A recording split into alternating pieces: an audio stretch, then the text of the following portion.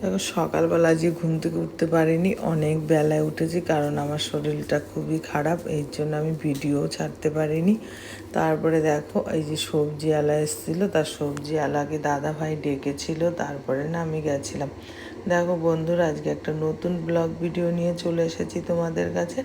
দেখতে থাকো ভিডিওটা, খুব ভালো লাগবে। মন মেজাজ খুব খারাপ আছে, এর জন্য তোমাদেরকে ভিডিও দিতে পারিনি। যাই হোক, তাও দিয়েছি, আগের ভিডিও ছিল তাই।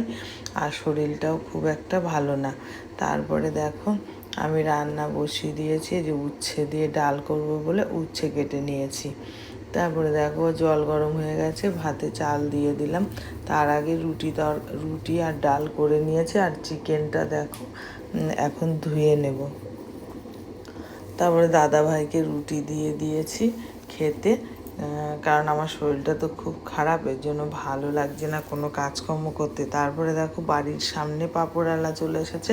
ছেলে বলছে মা পাঁপড় নাও, পাঁপড় নাও। আমি বলছি না, নেবো না, ভালো লাগছে না। তারপরে তাও ছেলে জোর করে নিয়ে গেছে। তারপরে দেখো পাঁপড় আর হলো সোয়াবিন নিয়ে চলে আসলাম, বড় বড় সেই সোয়াবিন পাওয়া যায়, ওই সোয়াবিনগুলো। তারপরে আমি দেখো কড়াই বসিয়ে দিয়েছি, মশলা ঢেলে দিয়েছি। আর আজকে বলেছে লাল লাল করে মাংস খাবে, তাই দেখো চিকেনের মশলাটা কষিয়ে তার মধ্যে দিয়ে দিলাম চিকেনগুলো। দেখো এবার তো চিকেনগুলো দিয়ে দিয়েছি, ভালো করে কষিয়ে নিচ্ছি আমি। কষিয়ে দেখো একদম পুরো লাল লাল করে করেছি আজকে চিকেনটা পুরো, দেখো।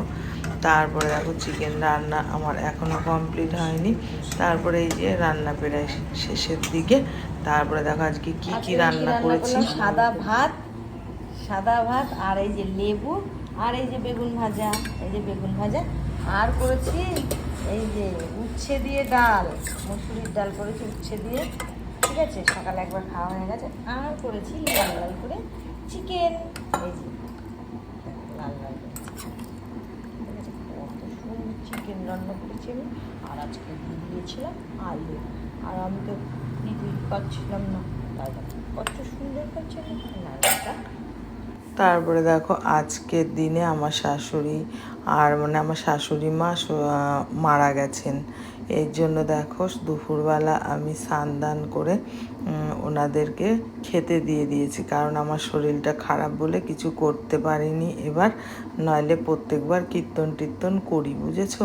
তারপরে দেখো সন্ধ্যাবেলা রেডি হয়ে গেছিলাম, রেডি হয়ে জামা শার্ট পরেছিলাম, তারপরে শীত করছিল বলে সোয়েটার পরে নিলাম আবার। তারপরে সোয়েটার পরে দেখো দাদাভাইয়ের সাথে বেরিয়ে গেলাম, একটু ওষুধ আনতে চলে গেছিলাম বাজারে। তারপরে তেল পাম্পে চলে গেলাম, গাড়িতে তেল ভরে নিলাম। তেল ভরে আমার তো খুব ফুচকা খেতে ইচ্ছা করছিল, তা ফুচকাটা খেতে পারিনি। যাই হোক বন্ধুরা, আজকের মতো এখানে শেষ করলাম, কালকে একটা নতুন ব্লগ নিয়ে, ততক্ষণ তোমরা খুব ভালো থেকো।